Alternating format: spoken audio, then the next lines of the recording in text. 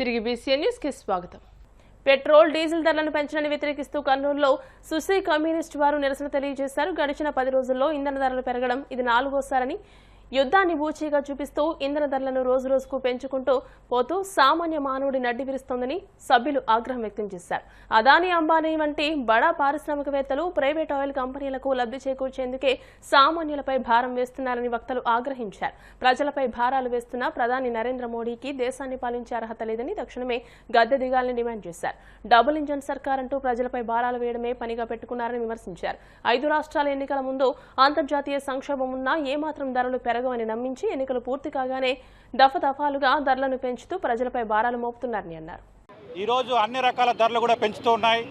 ముఖ్యంగా ఇటీవల కేంద్ర ప్రభుత్వము పెట్రోలు డీజిల్ ధరలను దాదాపుగా 4 సార్లు పెంచుతూ 8 రూపాయలు చేసింది.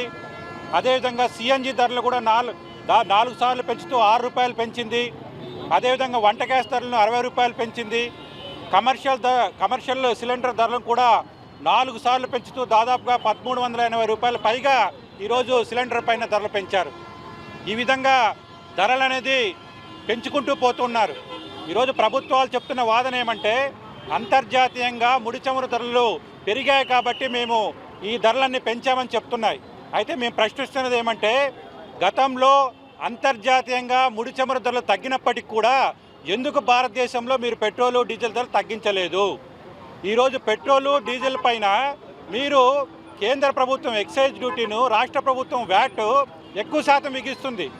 దాదాపుగా ప్రతి లీటర్ పైన పెట్రోలు డీజిల్ పైన ప్రతి లీటర్ పైన ఎక్సైజ్ డ్యూటీను, వ్యాట్ ధరలు ఇవన్నీ కూడా కలుపుకుంటే లీటర్ పైన 56 రూపాయల నుంచి 60 రూపాయల వరకు పన్నులే విధిస్తున్నారు. ఈరోజు ఎక్సైజ్ డ్యూటీను, వ్యాట్ ధరలు, ఇతర పన్నులు తగ్గించుకుంటే ప్రజలపైన భారాలు వేయాల్సిన అవసరం లేదు. ఈ పెట్రోలు డీజిల్ ధరలు పెంచాల్సిన అవసరం లేదు. కానీ ప్రభుత్వాలు తమ ఆదాయాన్ని కోల్పోకూడదనే ఉద్దేశంతో తమ ఆదాయాల కోసం ఏమంటే ప్రజలపైన భారాలు వేస్తున్నాయి.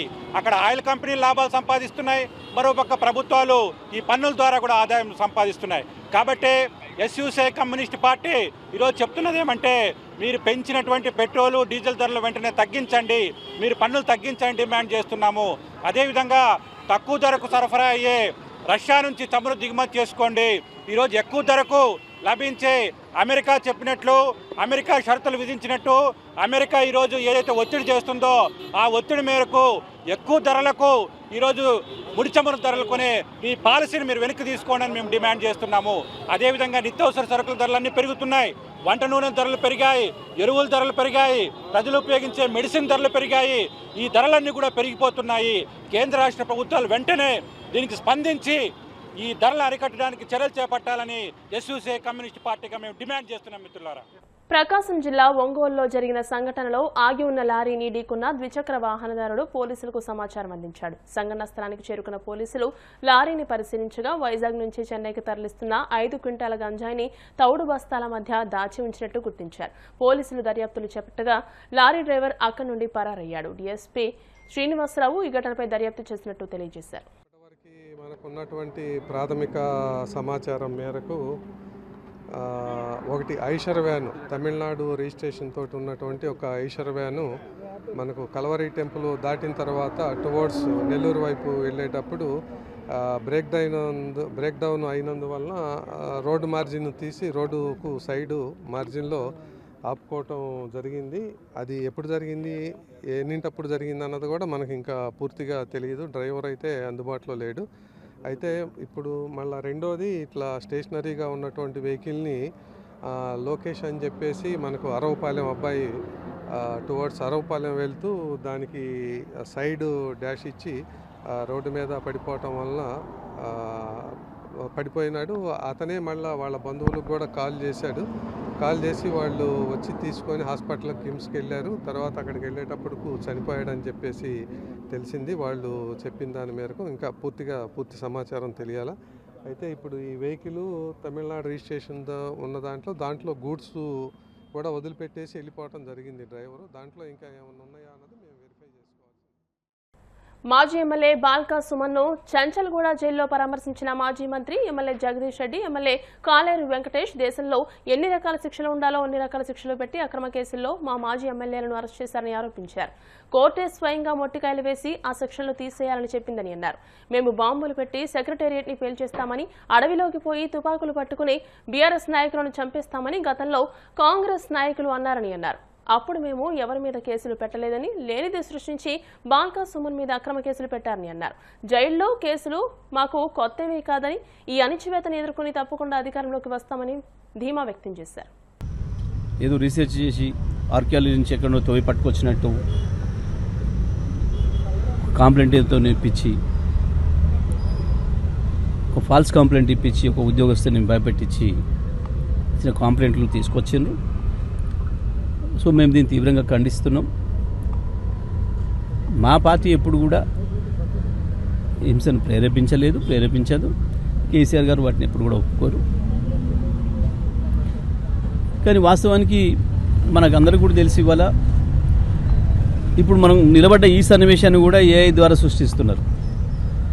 ఇటువంటి వాటిని కూడా మరి అది ఎట్లా వచ్చింది, ఏమొచ్చింది, ఎవడు సృష్టించిండు, ఇదంతా కూడా బీఆర్ఎస్ పార్టీని అణిచివేయడానికి, బీఆర్ఎస్ పార్టీ నాయకుల్ని భయపెట్టేయడానికి, భయభ్రాంతులు చేయడానికి ఈ ప్రభుత్వం చేస్తున్న దుర్మార్గమైన కుట్ర తప్ప ఇంకొకటి కాదు. ఒక దిక్కు ప్రజలకు ఇచ్చిన హామీల్ని నెరవేర్చలేక, రోజువారీ ప్రభుత్వాన్ని నడపడం చేతగాక, కేవలం డబ్బు సంచులకు ఆస్తులు సంపాదించుకోవడానికి అలవాటు పడ్డ ముఖ్యమంత్రి, మంత్రులు ఈ రకంగా పోలీసుల్ని వాడుకొని ఒకవైపు సోషల్ మీడియాలో ప్రభుత్వాన్ని ప్రశ్నించిన వాళ్ళపైన కేసులు పెట్టడం, బీఆర్ఎస్ పార్టీ నాయకులపైన కేసులు పెట్టడం, జైలుకు పంపడం ద్వారా ఏదో భయపెట్టిస్తామని చెప్పి అనుకుంటున్నారు. ఇది వీళ్ళ మూర్ఖత్వం. మేము తప్పకుండా ప్రజాస్వామిక పద్ధతుల్లోనే వీటన్నిటి కూడా ఎదుర్కొంటాం. తప్పకుండా చట్టం ద్వారానే, న్యాయస్థానం ద్వారానే మేము న్యాయం పొందుతాం, అందులో సందేహం లేదు. ఇవాళ రాష్ట్రంలో ఒకవైపు దుర్మార్గమైన హింస జరుగుతూ ఉంది. ఇంకొక వైపు స్వయంగా ఈ ముఖ్యమంత్రి ఆనాటి బీజేపీ అధ్యక్షుడితో సహా మేము బాంబులు పెట్టి సెక్రటేరియట్ని లేపేస్తాం, లేదా మేము తుపాకులు పట్టుకుని అడవులకు పోయి టీఆర్ఎస్ పార్టీ నాయకులను, బీఆర్ఎస్ పార్టీ నాయకులను కాల్చేస్తాం అనే మాటలు మాట్లాడింది. ఈ మధ్యకాలంలో కాంగ్రెస్కు సంబంధించిన అనేక మంది ఎమ్మెల్యేలు కూడా వాళ్ళని భయపెట్టేయడానికి, డబ్బులు వసూలు చేసుకోవడానికి ఫ్యాక్టరీలను బెయిల్ చేస్తాం, వీళ్ళని బెయిల్ చేస్తాం, వాళ్ళని బెయిల్ చేస్తాం అనే మాటలు కూడా మనం చూసినాం. మరి ఎక్కడ ఎవరి మీద కూడా ఎటువంటిది ఒక చిన్న కేసు కూడా పెట్టలేదు ఏడ. కానీ బాల్కా సుమన్ ఎక్కడ ఏం బహిరంగంగా మాట్లాడలేదు, ఎక్కడ లేదు. అది ఎక్కడో కూర్చొని ఏదో మాట్లాడుతున్నట్టుగా సృష్టించారు. ఒకటి లేనిది సృష్టించి అక్రమ కేసును పెట్టి పంపించారు. కానీ ఇది కొత్త ఏం కాదు. ఈ చంచల్గూడ జైలు అనేది తెలంగాణ ఉద్యమకారులందరికీ సాధారణమైంది. ఇది నాతో సహా చాలామంది బాల్కా సుమన్ కూడా గతంలో 2, 3, 4 సార్లు వచ్చిన సందర్భాలు ఉన్నాయి. చాలా కాలం ఉద్యమ సందర్భంలో ఇందులో ఉన్నాం. ఈ జైలు కేసులు మాకేం కొత్త కాదు. కానీ ఈ ప్రభుత్వం యొక్క దమన నీతి ఏంది అనేది ప్రజలకు అర్థం చేయిస్తాం. తప్పకుండా మేము ఈ అణచివేతను ఎదుర్కొని కేసీఆర్ గారి నాయకత్వంలో తప్పకుండా మళ్ళీ అధికారంలోకి వస్తాం. ఈ తప్పులు చేస్తున్న వాళ్ళు ఎవరైతే ఉన్నారో తప్పకుండా వీళ్ళపైన ఈ ప్రభుత్వం ఒత్తిడికి లొంగి చట్టానికి వ్యతిరేకంగా ప్రవర్తిస్తున్న అధికారులు ఎవరైతే ఉన్నారో తప్పకుండా వాళ్ళపైన కూడా చట్టపరమైన చర్యలు మాత్రం తప్పకుండా ఉంటాయి రేపు రాబోయే కాలంలో. ధన్యవాదాలు. వార్తలు ముగించే ముందు ముఖ్యాంశాలు మరోసారి. వైఎస్ఆర్సీపీ అధ్యక్షుడు వైఎస్ జగన్ తో పలువురు డిఎస్సీ 2025 అభ్యర్థుల భేటీ, భరోసా ఇచ్చిన జగన్.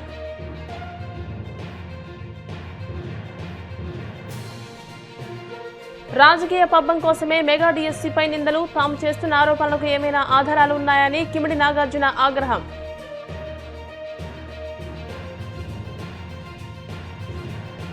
శుభ్రతకు ప్రాధాన్యమిస్తూ ప్రభుత్వం చేపట్టిన ఆపరేషన్ క్లీన్ స్వీప్ తగిన జాగ్రత్తలు తీసుకోవాలని అధికారులకు కలెక్టర్ ఆదేశాలు.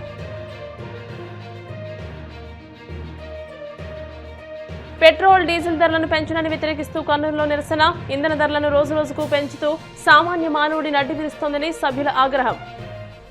ఈ వార్తలు ఇంతటితో సమాప్తం. మరిన్ని వార్తల కోసం BCN digital YouTube channel, Facebook page ని ఫాలో అవ్వండి. అప్డేటెడ్ వార్తల కోసం ప్లీజ్ సబ్స్క్రైబ్.